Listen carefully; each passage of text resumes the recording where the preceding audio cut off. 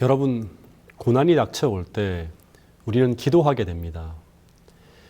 그런데 그때 우리가 진실하게 하나님을 붙들고 기도하면 그때 드려지는 그 기도는 오늘 우리에게 어떤 일이 일어나게 할까요? 기도하면 정말 사람이 변화될까요?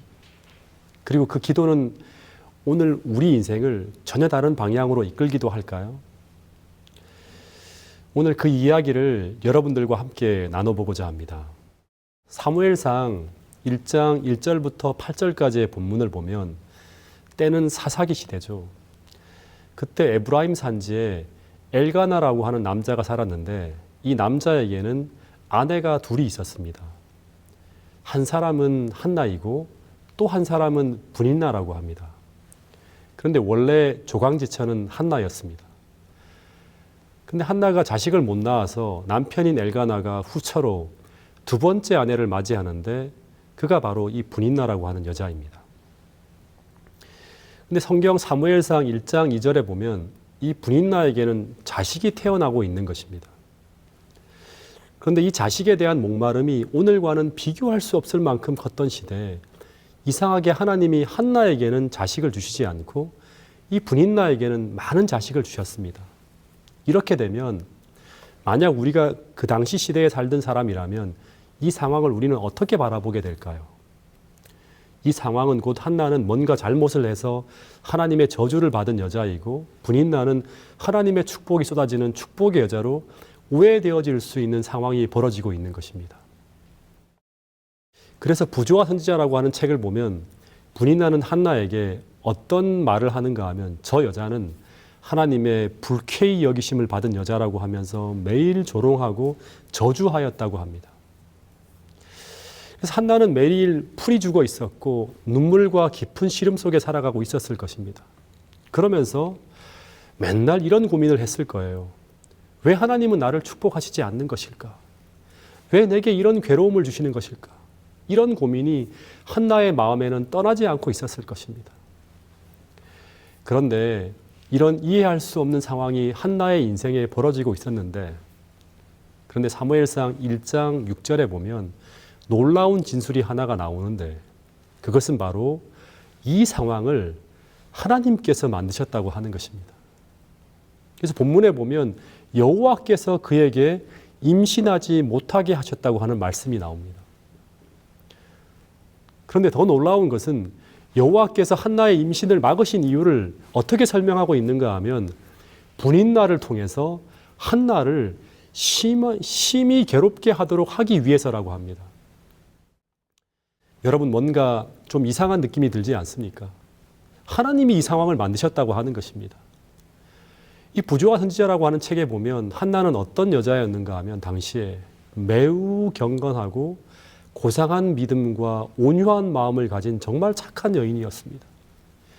그런데 왜 이런 착한 여인에게 왜 하나님은 이런 피눈물 나는 상황을 허락하셨을까요? 여러분 우리 삶에 이유 없이 닥쳐오는 고난은 없습니다. 그 이유는 바로 10절의 상황이 나타나기를 하나님은 기대하셨다고 하는 것입니다.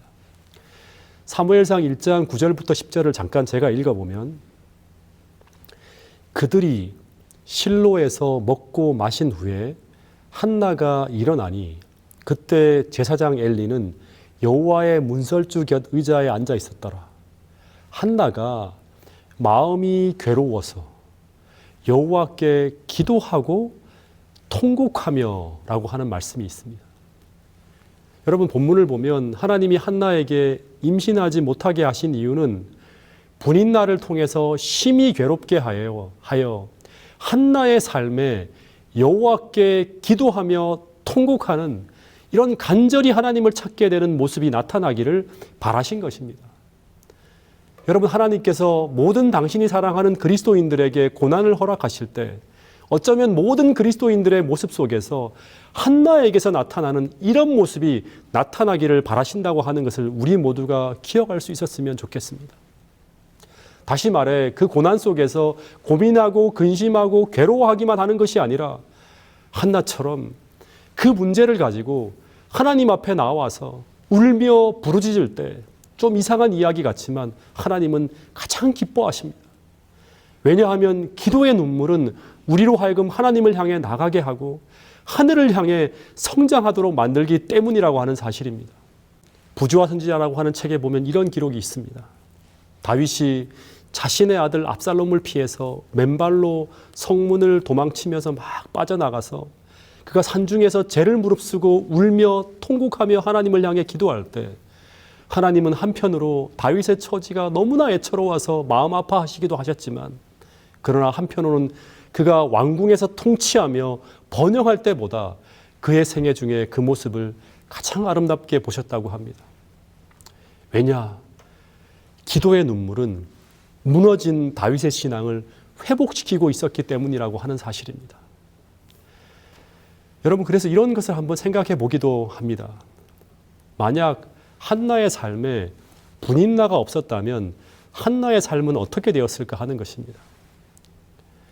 여러분, 그래도 한나가 기도의 사람으로 성숙할 수 있었을까요? 여러분, 한나는 남편의 지극한 사랑을 받던 여자였습니다. 그래서 아이를 낳지 못하더라도 엘가나의 한나에 대한 사랑은 변함이 없었다고 합니다. 그래서 만약 이렇게 살아가던 한나에게 분인나가 없었다면 한나는 그냥 매일 남편의 품속에 파묻혀서 날마다 행복에 겨운 그런 시간을 보내는 아주 평범한 여인으로 평생을 살아갔을지도 모릅니다. 여러분, 그랬다면 절대로 사무엘이라고 하는 위대한 신앙인이 한나의 품에서 태어날 수 없었을 것입니다. 그러나 한나 옆에 이 한나를 격통케 하는 분인나가 나타남으로 말미암아 드디어 한나가 기도할 수밖에 없는 기도의 여인으로 변화되어지는 것입니다. 그러면서 그는 단지 한 가정의 행복만을 꿈꾸는 그런 평범한 여인이 아니라 그는 하나님을 더 깊이 만나며 그 시대의 어두움과 민족의 미래까지를 내다보는 위대한 신앙인으로 변화를 경험하게 되는 것입니다. 그런데 여기서 또 하나 기억해야 될 중요한 것은 무엇인가 하면, 그러면 무지막지한 고통만 몰아치면 모든 사람이 다 한나 같은 신앙인으로 변화되나요? 절대 그렇지 않죠. 어떤 사람에게 이 시련은 그 사람의 신앙을 무너지게 만들기도 합니다.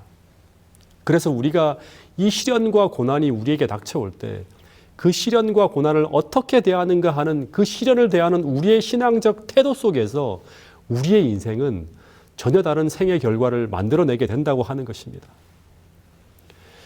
여러분, 그런데 만약 우리가 이 한나의 처지에서 분인나 같은 사람을 만나서 무고한 공격을 받게 된다면 대부분은 원통하고 괴로워서 밤잠을 설치며 아주 큰 스트레스를 받게 됩니다.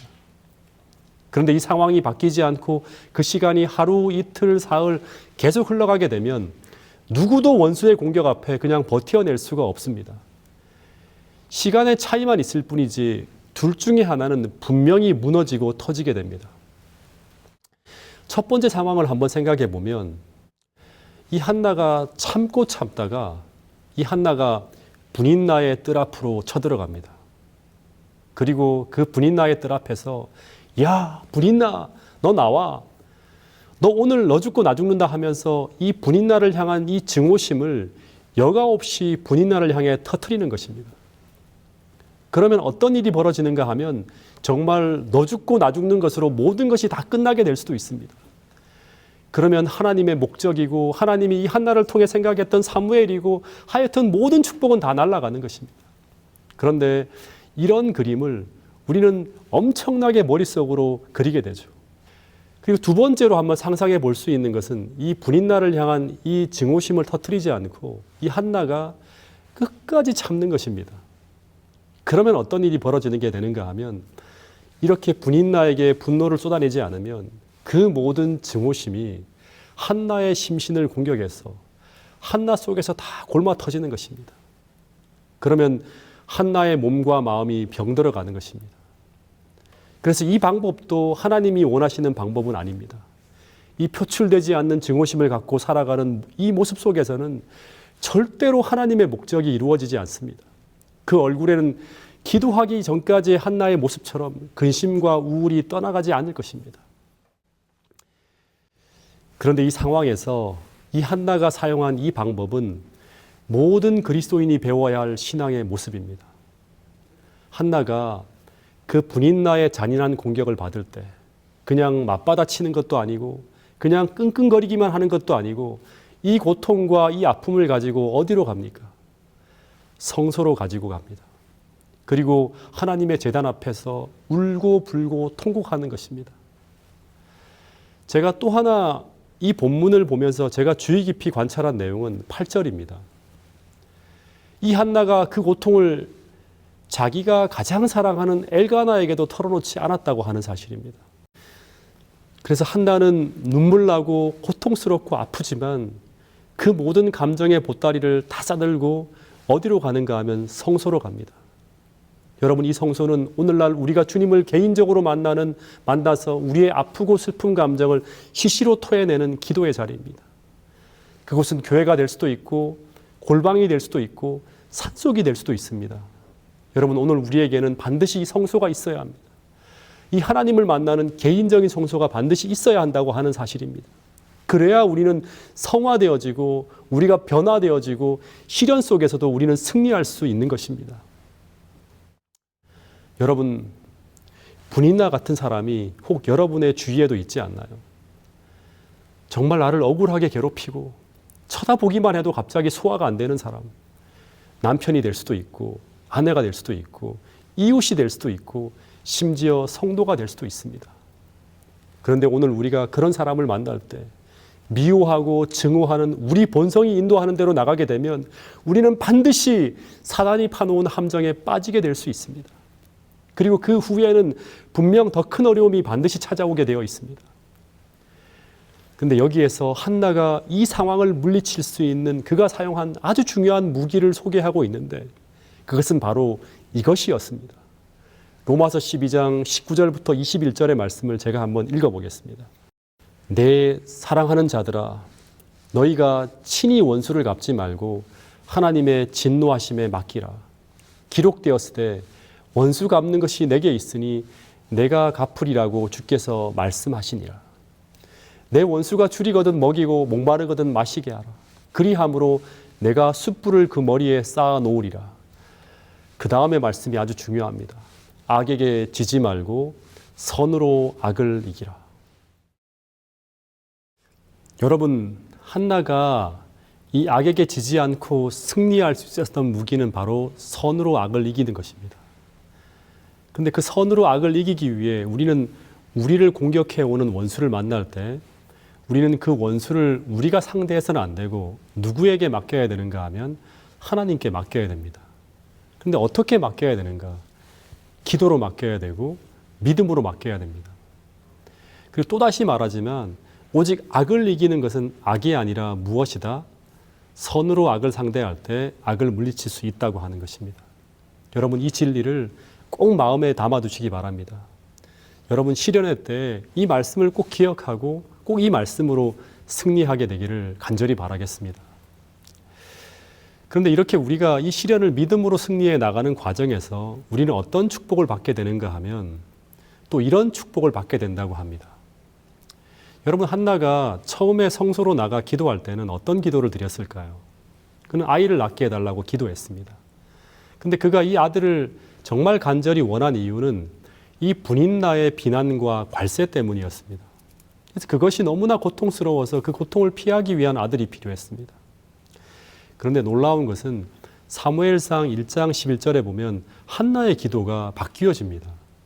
어떻게 바뀌어지는가 하면 본문을 보면 이 아들을 주시면 내가 내 평생의 그 아들을 하나님께 바치겠다고 하는 것입니다. 그리고 그 아이가 태어났을 때 한나는 실제로 그 아이의 젖을 뗀 후에 하나님께 바쳤다고 하는 기록이 있습니다. 여러분, 이 아이가 바로 사무엘인데, 근데 한나에게 이 사무엘은 어떤 존재인가 하면 자신의 모든 치욕과 슬픔과 아픔을 다 회복시킬 수 있는 그런 존재입니다.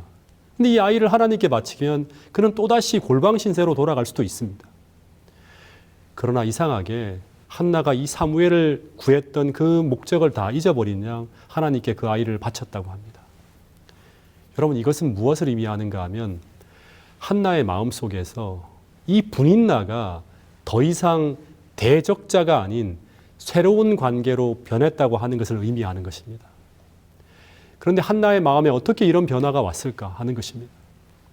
한나의 기도가 처음에는 단순히 고난을 극복하기 위해 하나님 앞에 매달렸지만 이 한나가 기도 속에서 하나님을 만나게 될 때 그와 하나님과의 관계에 변화가 일어납니다. 그러자 어떤 일이 벌어지는가 하면 그렇게 원수 같은 이 분인나가 더 이상 원수가 아닌 존재로 바뀌어집니다. 즉 하나님과의 관계가 변하니 사람과의 관계도 변화되어진다고 하는 것입니다. 다시 말하면 한나가 기도로 하나님 앞에 매달릴 때 처음에는 집안에서 벌어지는 이 작은 갈등과 시기와 이 서름이 처음에는 정말 고통스럽고 자신의 죽음을 생각할 만큼 힘들었지만 그가 기도 속에서 하나님을 만나고 경험하면서 그는 하나님이 보여주시는 새로운 것들을 보게 됩니다. 그것이 무엇인가 하면 더 크고 더 영광스러운 하나님의 세계와 거기서 보여지는 하나님의 위대하고 영광스러운 비전이었습니다. 그러면서 그는 이 작은 집안에서 벌어지는 이 하찮은 문제가 더 이상 자신이 목숨을 걸고 매달릴 것이 아니라고 하는 것을 깨닫게 되었다고 하는 것입니다. 정말 이것은 내가 목숨을 걸어야 할 것이 아니구나. 분인나와 집안 싸움으로 다투고 아둥바둥하며 인생을 다 보내는 것은 정말 어리석은 것이구나. 그러면서 그는 주님 안에서 자신의 모든 삶과 아이의 삶을 다 하나님께 맡기게 되는 그런 위대한 일을 시작하게 되는 것입니다. 여러분, 그런데 이 보이지 않는 것을 우리가 기도를 통해 보지 못하면 절대 우리는 더 가치 있는 것을 위해서 우리가 붙들고 있는 하찮은 것을 절대 놓을 수가 없습니다. 그러면 우리는 평생 아무것도 아닌 것들에 시기하고 질투하고 갈등하며 매달리다가 불행하게 평생을 살 수도 있다고 하는 것입니다. 그런데 이 모든 변화의 시작, 이 모든 것을 가능하게 만들어주는 도구가 바로 기도라고 한나의 생애는 가르쳐주고 있습니다. 더 정확하게 말하면 하나님을 만나게 되는 진실한 기도라고 말하고 있습니다. 여러분, 고난이 누구에게나 위장된 축복이 되는 것은 아닙니다. 이 고난이 우리를 완전히 절망의 구렁텅이로 우리를 무너뜨릴 수도 있습니다. 그러나 이 고난이 위장된 축복이 되기 위해서는 우리에게 어떤 일이 벌어져야 되는가 하면 이 기도를 통해서 나를 향해 부는 이 바람의 방향을 우리는 반드시 바꾸어야 된다고 하는 사실입니다. 나를 부수는 절망의 바람이 아니라 축복의 바람으로 변화시켜야 된다고 하는 것을 우리 모두가 기억할 수 있게 되기를 간절히 바라겠습니다. 여러분, 이제 말씀을 줄이면서 여러분, 하나님께서 오늘 여러분과 저에게 말씀하시는 이런 음성을 다 함께 듣게 되기를 간절히 바라겠습니다. 한나처럼 비록 그가 고통스러운 고난 중에 있었지만 그가 그 기도 속에서 새로운 비전을 보며 그 고난의 바람을 타고 높이 높이 날아오른 것처럼 오늘 우리도 기도를 통해서 우리가 그 어떤 어려운 처지에 있다 하더라도 그 절망의 바람을 축복의 바람으로 바꾸며 그 고난의 바람을 타고 하늘 높이 높이 날아오를 수 있는 그런 사람이 될 수 있기를 하나님께서 바라신다고 하는 사실입니다. 그리고 한나처럼 우리도 이 마지막 시대에 작고 사소한 문제에 매달리는 그런 삶이 아니라 더 크고 위대한 하나님의 영광스러운 비전을 보면서 시대의 어둠과 영혼 구원을 위해 우리 자신을 바칠 수 있는 그 한나와 같은 그 위대한 신앙의 모습이 오늘 우리 모두의 모습이 될 수 있기를 간절히 바라면서 오늘 말씀을 줄이도록 하겠습니다. 감사합니다.